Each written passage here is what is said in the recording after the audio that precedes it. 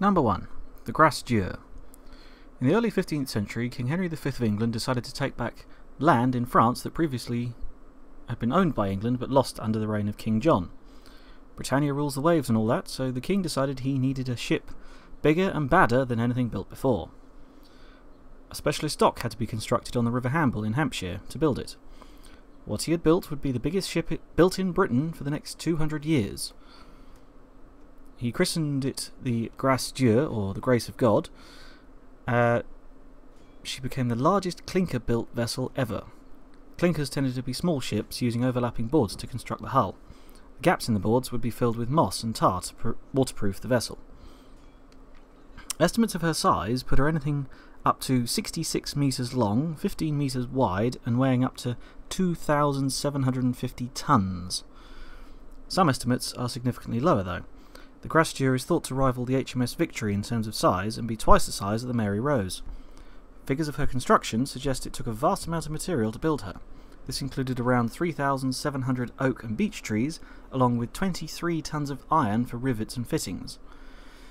She was designed to tower well above any French or Genoese warship she encountered. To that end, she had a huge forecastle that stood around 16 metres above the waterline, and would have enabled archers to fire down on enemy ships, giving a great advantage in close-quarters battle. She was being built at a time when the king was preparing for what would become the Battle of Agincourt. The problem was that the year she set sail, the English and French signed the Treaty of Troyes, which gave King Henry the French crown when King Charles VI of France died. This vast warship, the like of which had never been seen before, was no longer needed. Archaeological evidence suggests she was built in a hurry and would have handled very badly in the water. On her maiden voyage, a number of the crew, who it is noted were from Devon and not Hampshire where she was built, mutinied. They insisted they be put ashore on the Isle of Wight, and there is evidence in some records that a clerk on board was assaulted by them when he tried to take names and details. That was the end of the Grace Dieu's career. Well, naval career. A single voyage that ended almost immediately by way of mutiny of the crew. By the end of 1420 she was tied up in the River Hamble and kept as a message to the rest of the world that Britannia really could rule the waves. A weapon so powerful it never had to be used. An early nuclear missile, if you will. Henry V died in 1422 and most of his ships were sold to pay his debts, but the Grace Dieu remained in the River Hamble. She became a sort of tourist attraction for a while. No one had seen a ship of her size and wouldn't for another 200 years. The first Duke of Gloucester said she was the fairest vessel that ever man saw. In 1430, a Florentine captain, with the name of Luca de Massa degli Albizzi, dined on board the Grace Dieu and said that despite his lifetime at sea he had never seen so large and beautiful a construction. Shortly afterwards she was dismasted and her small cannon battery removed, along with other artefacts and equipment. In 1439 she was struck by lightning and burnt down to the waterline. Rumours tell tales of her guardians setting her on fire after he'd looted most of the items on board, and then blamed the lightning, but there's no evidence to support this claim. The remains of the Grace Dieu are still in the River Hamble today. She was thought to be an old Viking ship, or a 19th century merchant ship, until 1933, when a survey of her at low tide first suggested that she might be the Grace Dieu. One of the main reasons was because the size of the wreck meant she couldn't be any other ship in that location. Over 500 years after she burnt and sank, she still technically belonged to the Crown of the United Kingdom. In 1970, the University of Southampton bought the wreck off the Crown for a grand total of £5. The university's Department of Archaeology now looks after the wreck.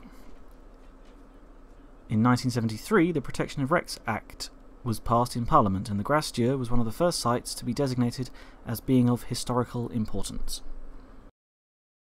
Number 2. HMS Victoria. Now bear in mind that HMS Victory is 69 metres long, 15 metres wide, had 104 guns and weighed 3,500 tonnes. HMS Victoria was 79 metres long, 18 metres wide, had 121 guns and weighed 7,000 tonnes. Launched in 1859, she was the last wooden first-rate three-decked ship of the line and the largest wooden battleship ever built. For 2 years she held the title of the largest warship in the world until HMS Warrior was launched in 1861, which was the first ironclad battleship of the Royal Navy. She was the first battleship to have 2 funnels, and her armament included a single 68-pounder on the upper deck. She cost an equivalent of £11,764,000 to build, and had a crew of 1,000. She had sails, but also had screws that were powered by 8 boilers. On the 5th of July 1860 she was put through sea trials and reached a top speed of 11.797 knots, or 13.5 miles an hour, which made her the fastest 3-decked ship worldwide. After trials, she was laid up for 4 years as part of the reserve fleet at Portsmouth in the United Kingdom. On the 2nd of November 1864, she finally entered service proper and became the flagship of the Mediterranean Fleet under Vice Admiral Robert Smart. She was based in Malta until 1867, when she returned home and had her guns reduced to 102. Her last public appearance came in 1867 at the Spithead Review, and she was paid off on the 7th of August that year. She returned to the reserve fleet at Portsmouth and had her guns reduced to just 12. She was sold for scrap on the 31st of May 1893. HMS Victoria was virtually out of date before she was even launched. Modern warships were armoured and soon would begin to have turrets. The days of vast sailing ships getting close and broadsiding each other were disappearing to the pages of history. She's a good example of how quickly technology was advancing during the 19th century. 50 years before her launch, Nelson was sailing a vast wooden fleet at the Battle of Trafalgar and hammering the French ships with huge broadside fire akin to an enormous shotgun. Pretty inaccurate, but lethal up close. The same year that Victoria was launched, the French launched the Gloire, which was the first ship to have armour plating on the outside, and 2 years after her launch, HMS Trusty became the first ship in the world to have a turreted gun. 50 years later, the British would launch HMS Dreadnought and change the way battleships were built all over the world. HMS Victoria was a missing link of sorts in the evolution of battleships and naval warfare. Modern steam power, but still used sails and cannon that were aimed by moving the whole ship. With no water fight at sea, there was no use for a rather confused fossil of a ship. The largest wooden battleship ever built was broken up for scrap, having never fired her guns in anger. Ship number 3, Tirpitz. Everybody's heard of the Bismarck battleship. After she sank HMS Hood, British morale was ruined and a spot of revenge was in order. When Bismarck finally sank on the 27th of May 1941, the battle became a legend. It was made into books and films for years afterwards. Bismarck had a sister ship known as the Tirpitz. Launched after Bismarck, they were technically the same size, but Tirpitz had thicker armour, so she was 3,000 tons heavier. Let's get some facts and figures. Tirpitz was 251 metres long, 36 metres wide, could travel at 30 knots, had a crew of over 2,000, and weighed anything up to a whopping 58,000 tons when fully loaded. Her main guns were 15 inches, they weighed over 100 tons each, they could fire at targets 34 miles away, and she had 8 of them. On top of her main guns, she also had 12 6-inch guns, 16 4-inch guns, 16 1.5-inch guns, 58 anti-air guns, and 8 torpedo tubes. With all of that, and armour that was over a foot thick, the Tirpitz was a whole fleet in one ship. Needless to say, she scared the Allies and was a constant worry just because she existed. The Allies' main concern is where Tirpitz would go and what she would kill when she got there. The Royal Navy estimated that to sink the Tirpitz it would take at least 2 of their biggest and newest battleships and an aircraft carrier.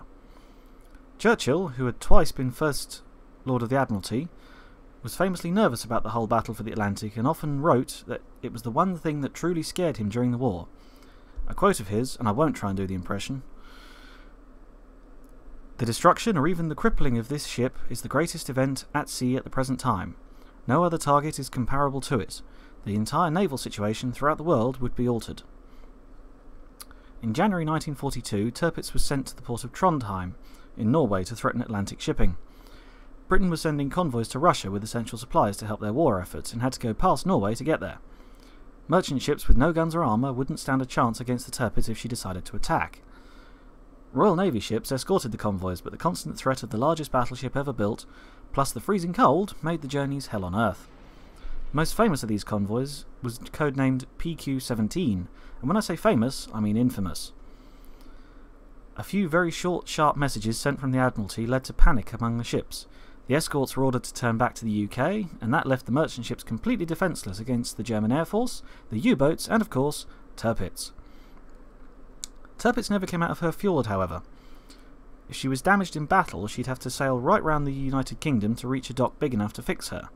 There was only one dock in the Atlantic big enough, and that was knocked out in a commando raid on the 28th of March 1942. Hitler didn't want to risk his pride and joy getting a scratch, so Tirpitz stayed put. Such was the threat she posed that on the 5th of March she left port with just 3 destroyers as escort. The British responded by sending 2 battleships, the King George V and the Duke of York, 2 heavy cruisers, an aircraft carrier, and 12 destroyers, just to take out 1 ship. Overkill is underrated. Hitler thought an Allied invasion would start in Norway, so leaving Tirpitz there made sense. Think of her as an Atlantic wall that can move. In September 1943, she took part in an attack on Spitsbergen, the largest island in the Svalbard archipelago north of Norway. There was a British weather station and refuelling base located there, and Tirpitz was to support a small invasion force. 74 prisoners were taken, and the British installations were destroyed.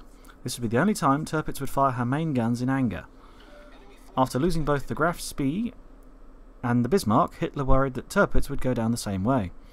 Having decided that U-boats were more effective at killing convoys, he left Tirpitz to her job of fleet in being. There was a shortage of fuel among the Axis powers, and Tirpitz used vast quantities all at once. She was effectively a whole fleet in one ship, remember. The fuel needed to power her for one voyage took months to collect, so it wasn't worth it anymore. The Allies didn't know this, of course, and her presence in Norway haunted them for years. The constant "what if" kept the Allies panicking and guessing. By September 1943, the Allies hatched a plan. It was called Operation Source, and it involved miniature 4-man X-class submarines being towed by bigger subs 1,000 miles to the fjords. Once there, the 3 mini-subs would sail up to Tirpitz, plant explosives and escape. Unfortunately, Tirpitz was protected by anti-submarine nets. One of the mini-subs was found and destroyed, but 2 of them made it through. Each sub planted 2 bombs weighing 2 tons each on the seabed below Tirpitz. The explosions lifted Tirpitz out of the water and left her severely damaged. She took on water and began to list to port. Generators were damaged, whole parts of the ship were flooded, and 2 float planes were thrown from the deck and destroyed. The explosion even shook one of the turrets off of its bearings, meaning it couldn't rotate, and there were no cranes in Norway big enough to lift it back on. Repairs lasted until April 1944, and Tirpitz was to undertake sea trials to see if she'd recovered from the attack. The Allies knew this due to messages intercepted and deciphered by the Enigma machine, so they decided to organise a welcoming committee. Operation Tungsten was on. The Allies sent a total of 6 aircraft carriers to intercept Tirpitz and use their aircraft to attack her. 40 bombers carrying bombs weighing 3/4 of a ton, escorted by 40 fighter planes, attacked Tirpitz in 2 waves. The first wave was a complete surprise to Tirpitz, who had barely moved and was still being towed by tugs. 15 direct hits and 2 near misses caused significant damage to her superstructure, but didn't penetrate the main armour. The Allies only lost 2 aircraft in the attack, but Tirpitz lost around 130 men killed and 300 wounded, including the captain. 2 turrets were destroyed, the replacement float planes were destroyed, 1 engine was knocked out, and the ship took on around 2,000 tons of water. Admiral Dönitz ordered her to be repaired regardless of cost, and by June that year she could move under her own power again. During these repairs, the 6-inch guns were modified so that they could fire on aerial targets. Several more air raids took place, but had little to no effect. It appears the upgraded anti-air guns worked. 1 3/4-ton bomb did penetrate the armour but failed to explode. With each attack, the Allies lost more planes and wasn't inflicting any damage to the mighty battleship. Bad weather cancelled several planned operations, and modern research suggests that the Germans may have released gases into the air around the ship to create artificial fog and conceal her whereabouts. After the failure of the Fleet Air Arms attempt to sink the Tirpitz, the job was passed to the Royal Air Force. On the 15th of September 1944, 23 Lancaster bombers took off from a base in Russia to attack Tirpitz. 17 of these bombers were carrying the 5.5-ton Tallboy bomb. Now we're talking. Tallboys, were designed by the legendary engineer Barnes Wallis of bouncing bomb fame. He really did like explosions, didn't he? He realised that conventional bombs just bounced off reinforced concrete bunkers. What was more effective was to drop a very large bomb with a long fuse that span into the ground next to the bunker and exploded underneath it. This wrecked the foundations of the building and often led to it being abandoned. He called it his earthquake bomb. One bomber scored a hit on Tirpitz, and the 5.5-ton bomb penetrated her bow, went right through the ship, and exploded in the bottom of the fjord beneath her. 1,000 tons of water flooded the bow and caused her to lean forwards in the water. This led the German Admiralty to decide that she was no longer seaworthy and should be kept as a floating gun battery. A second attack on the 29th of October led to a damaged rudder and some more flooding. Lancasters could fly high enough that the onboard guns weren't effective against them. Sandbanks were built under Tirpitz to prevent her capsizing, but she still listed 1 degree to port. On the 12th of November 1944, Operation Catechism began. This involved 32 Lancaster bombers that dropped 29 tallboy bombs on Tirpitz. 2 bombs scored direct hits and 1 narrowly missed. One of the hits didn't explode, but the second hit did. It blew a huge hole in the side and the bottom of Tirpitz, and some of the belt armour was blown off completely. The near miss and other bombs falling in the sea around her led to the sandbank being blown away, so she was no longer supported from underneath. The flooding from the direct hit caused the list to increase to 20 degrees. 10 minutes later, it had increased to almost 40 degrees, and the captain ordered everyone to abandon ship. The operation began at 9:35 AM, and by 9:50, the list to port was 60 degrees. At 10 AM, an explosion inside the ship blew off the third turret completely and threw it 25 metres into the air. It landed on a group of sailors swimming to shore and killed them. Then the mighty battleship rolled over and buried her superstructure into the seabed. Around 1,000 of her crew died in the attack and the sinking. At one point, the largest battleship ever built, and still the largest battleship ever built by a European country, sank to the bottom of a fjord without ever firing her guns at another ship. Her wreck remained there until it was finally salvaged in 1957. On a personal note, my grandfather did some training in Norway while he was in the army, and he actually got to see the wreck, although not up close. Ludovic Kennedy wrote a history about the ship, and said that she lived an invalid's life and died a cripple's death. Ship number 4. Musashi. Now, the Tirpitz was big, and when she was launched in 1939 she was arguably the largest battleship ever built. However, records are made to be broken.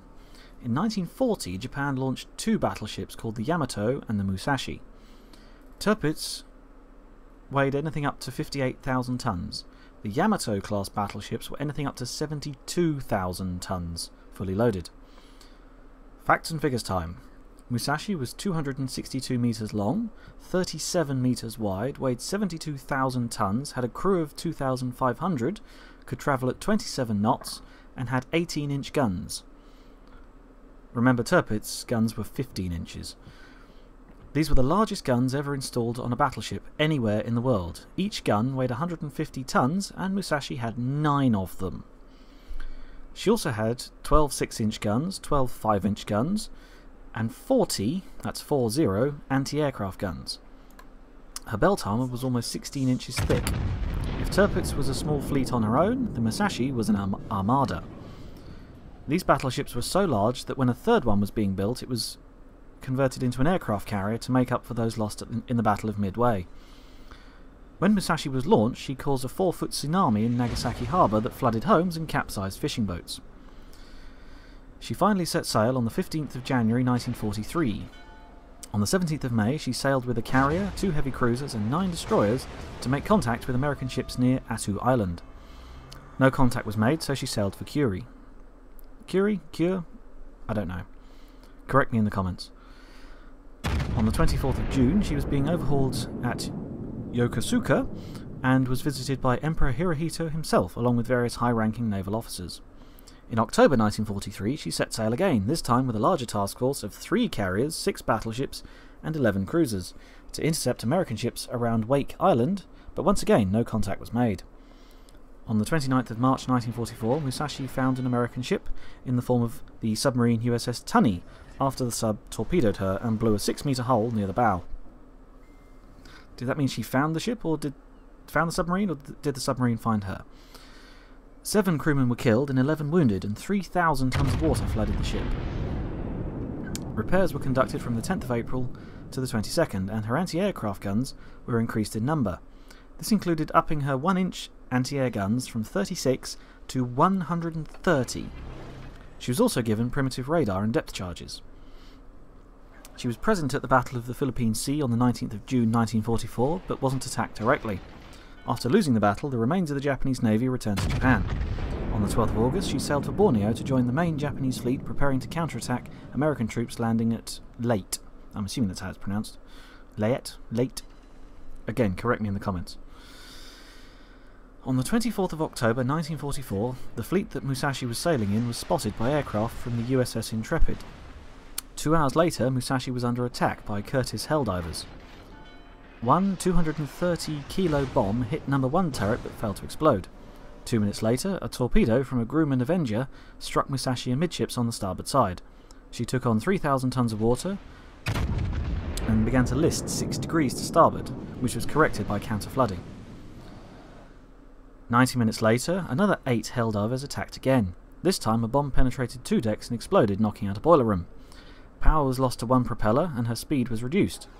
As well as dive bombers, there were Avengers dropping yet more torpedoes. 3 torpedoes hit the port side, 1 flooded another engine room, and 1 wrecked the turret's hydraulic pumps, meaning auxiliary pumps had to be brought online. Further flooding made her sit 2 meters lower in the water.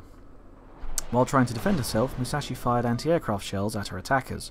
1 shell detonated inside the middle gun of turret number 1 and wrecked the elevation machinery.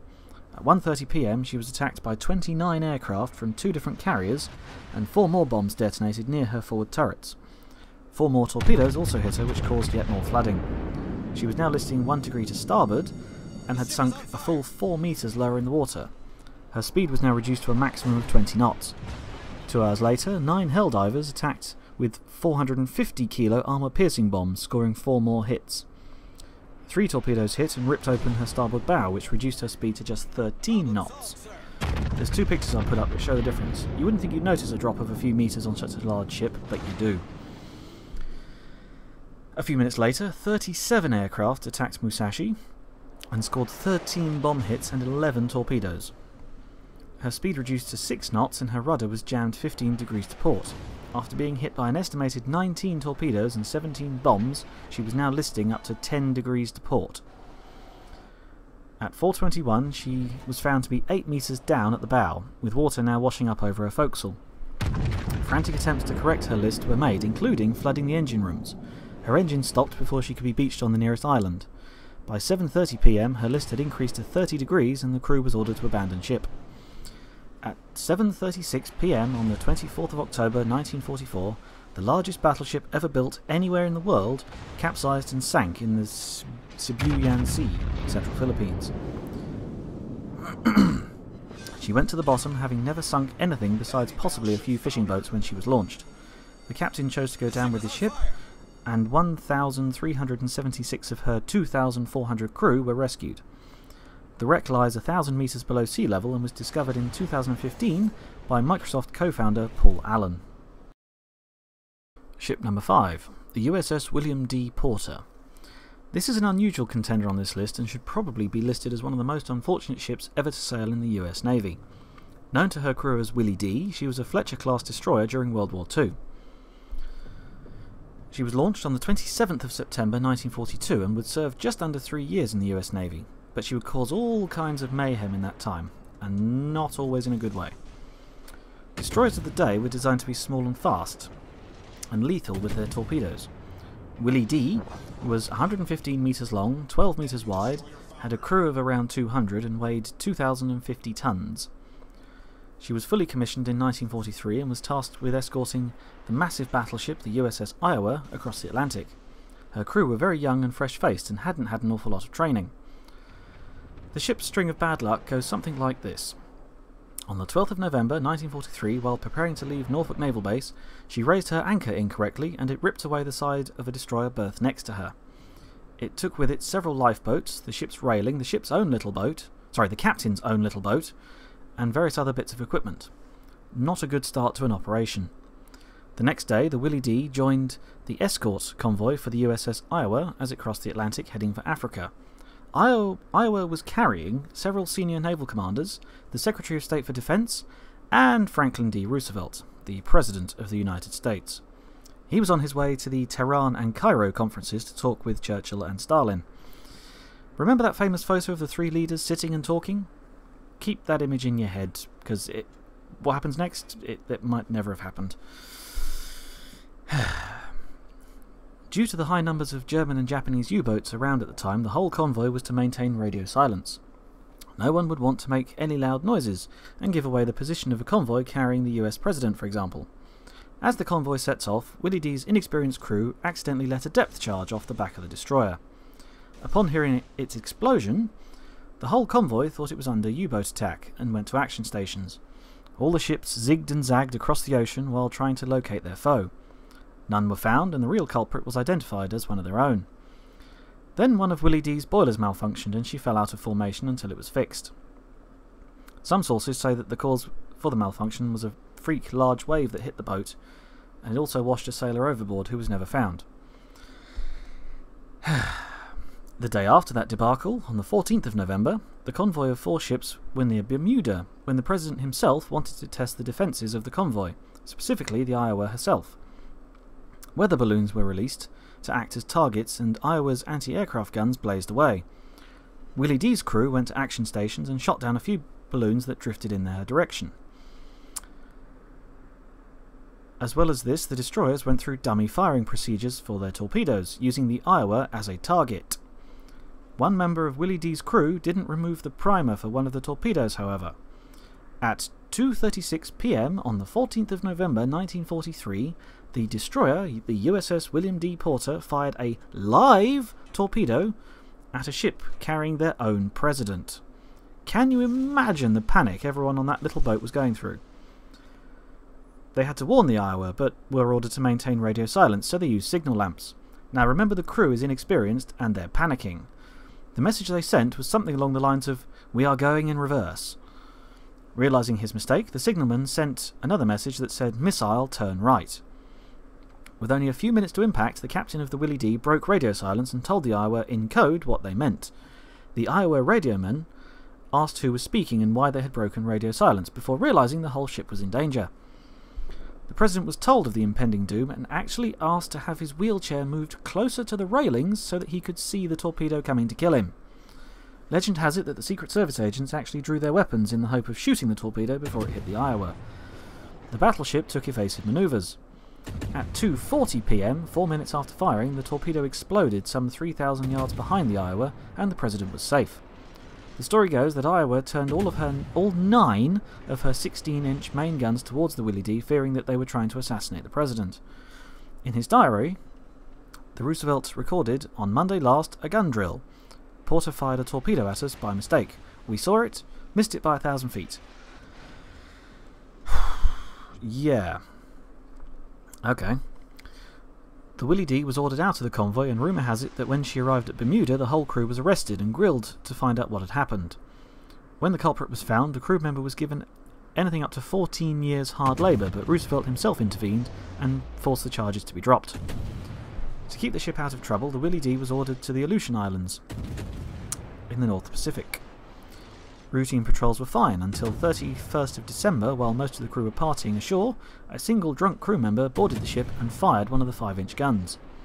He hadn't aimed it anywhere in particular and didn't know where the shell would land. It actually landed in the garden of the base commander's house on one of the islands. No one was hurt, fortunately. After a change of crew, the commander of the Willie D was sent to fight in the Pacific War. During her Pacific campaign, she did manage to shoot down a few Japanese aircraft, including dive bombers. Rumour is that she also strafed a friendly ship and shot down 3 American aircraft by mistake. During the Battle of Okinawa, the Willie D was stationed out from the rest of the fleet to form part of an anti-aircraft umbrella. The idea was for the destroyers to shoot down the aircraft before they reached the Allies.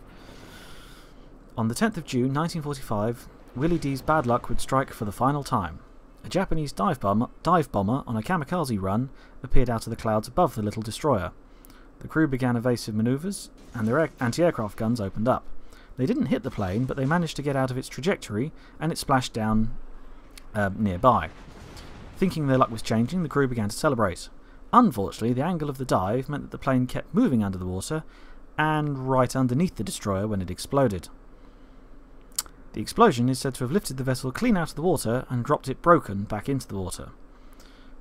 For 3 hours, the crew tried to put out the fires and keep her afloat, but the captain gave the order to abandon ship, and 12 minutes later she capsized to the starboard and sank. Sources differ as to whether the whole crew survived or whether one sailor died. Either way, most of her crew survived. The USS William D. Porter sank to the bottom of the sea, having earned herself 4 battle stars, but also nearly killing the President. Thus ended the short career of possibly the unluckiest ship in the US Navy, if not the world.